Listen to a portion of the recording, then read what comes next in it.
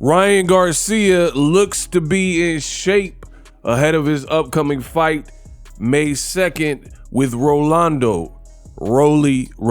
In this video, I'm going to take you through it, break it down like no other. Now, Ryan Garcia, he had posted these particular pictures. One, he got a vest on. The other is he's shirtless. And he says he's going to be ready for May 2nd. Make sure you guys like, subscribe, hit the bell icon so you don't miss a thing. Ego Weight Watchers, aka ILL, where I give you a look into the fighter lifestyle before, after, and progress picks, especially when they have an upcoming fight. May 2nd, Ryan Garcia will be fighting Romero, and he's looking a lot leaner and a lot more in shape in this particular picture.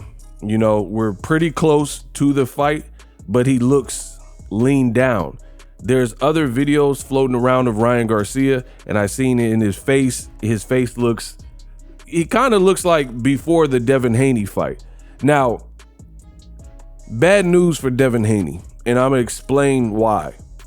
Because Ryan Garcia, it appears to me that Ryan Garcia took Devin Haney on a ride. Now, that's a little Bay Area slang. Some of you guys might not know what it is to be taken for a ride. So basically, he kind of set him up, you know? And the reason I say this is they fought 420 and Devin got smoked 420. That's 420. That's a bar, right? And throughout the buildup, Ryan was acting off the chain. He was acting super bizarre, doing things that no trainer, no coach, nobody in the world of boxing almost has ever seen. And that's kind of rare. Like, I'd never seen a person so flagrantly, you know, almost look like they were sabotaging their own fight. Like, it got to the point, if you guys remember, see, I remember. One, I got a memory of an elephant. Two, I do this every day. So I'm making videos about this stuff so it stays with you, because I'm a part of it. You know, this is my work. This is what I do, right? And I remember distinctly, Ryan Garcia, he was acting so bizarre. It got to the point where a lot of people, they thought Ryan was going to pull out of the fight. They thought Ryan was not mentally fit to fight on 420. Ryan said himself that he was getting psych evaluations and mental evaluations from the commission because he was acting so bizarre that they weren't sure he was right for competition. Like, we don't know what he's on. He looked to be drinking. He had a bottle, right? And he's gulping a bottle. I don't know what he had in the bottle or whatever, but it just is a weird look if you're preparing for a fight. It almost looked like some people were even speculating that Ryan Garcia was going to pull out of the fight and he was looking for a way out, like by pleading insanity. And I told you guys did not want to listen. I said, when this outcome is rendered, people are going to be talking about it, and it's going to be like, what did we even watch? That was a waste of my time. The writings were on the wall. I seen this a mile away. I told you. I literally said on my channel, this is not going to be good for Devin Haney, because Ryan is putting it in a light where he has almost everything to win and nothing to lose, because he seems so out of it and so like bizarre that Devin, even if he slept Ryan Garcia, he really wasn't going to get much credit because Ryan acted a fool. You know what I mean? Like, when Tank fought him, he trash talked, but that was it. He looked like he was training like a regular fighter, right? So that's why Tank got credit. But even if Devin Haney did something with Ryan Garcia, given how bizarre he was acting, talking about aliens and time travel and doing spaces, he looked so distracted in his training that I don't think Devin would have gotten much credit, because Ryan kind of blew that. He did too much and he was like over the top. So the reason I'm saying that Ryan took Devin for a ride is because Ryan noticed this. After the Devin Haney fight, he perfectly fine. There's nothing wrong with Ryan.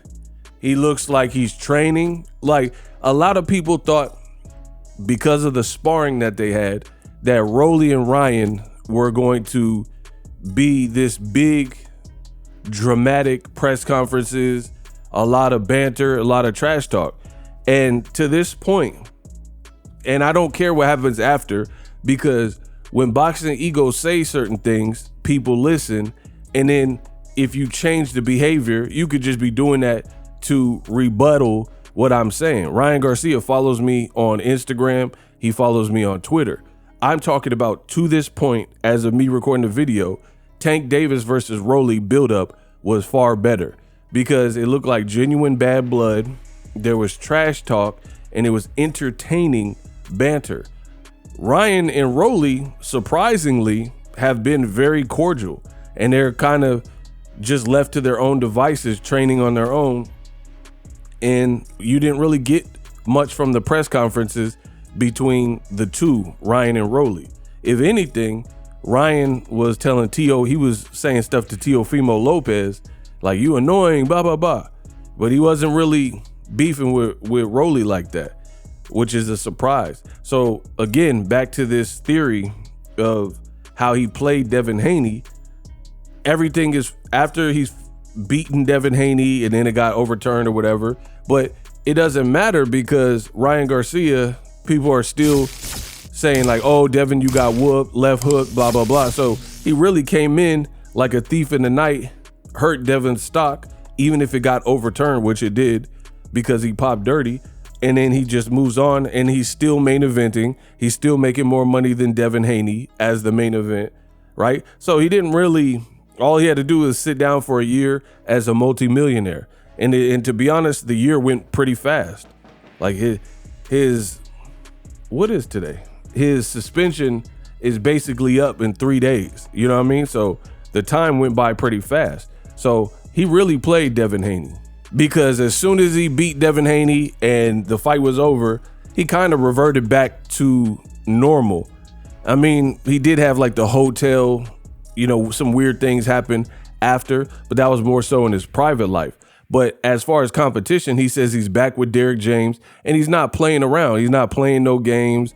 He's not joking around. He looks like he's really training for Rolly. And that might also be an indication of he believes Rolly is a threat because of his power. So he knows better than to play around and not have a full serious camp. But with Devin, maybe he knew Devin so well from the amateurs, he seemingly didn't view Devin as the same level of threat. Like, I really believe that. There's no way you could tell me that Ryan Garcia thought Devin could knock him out and did all that stuff he was doing in the pre-fight. That's like, imagine Canelo Alvarez training for a David Benavidez fight, but doing what Ryan Garcia was doing. Jumping on spaces every day, arguing with fans, drinking. And here's the thing. What Ryan was doing, some of it has to be true. The reason I'm saying this is because I could see it. Like, in terms of his body, he looked like he had alcohol weight on him and in his face. You know, he had like needed some lymphatic drainage and stuff. His face looked like, I know people who are alcoholics. I know people who drink heavily. And Ryan was always looking sweaty. He was like always looking disheveled, like when he was in that hotel room. So whatever he was going through that period of time, it definitely showed because again, he was looking disheveled. He was looking out of it and he looked like he had alcohol weight. His body type looked softer. But now you see from the pictures that I've shown in this video, he looks like he's doing a regular serious training camp. So Devin Haney really got the short end of the stick because Ryan Garcia didn't do this for Tank and now he didn't do it for anyone. He didn't do it for Duarte, Fonseca, and he's not doing it with Rolly. But more importantly, the bigger names, he didn't do this for Tank and Rolly, but he acted a fool for you. So Ryan does look like he's leaner and in better shape.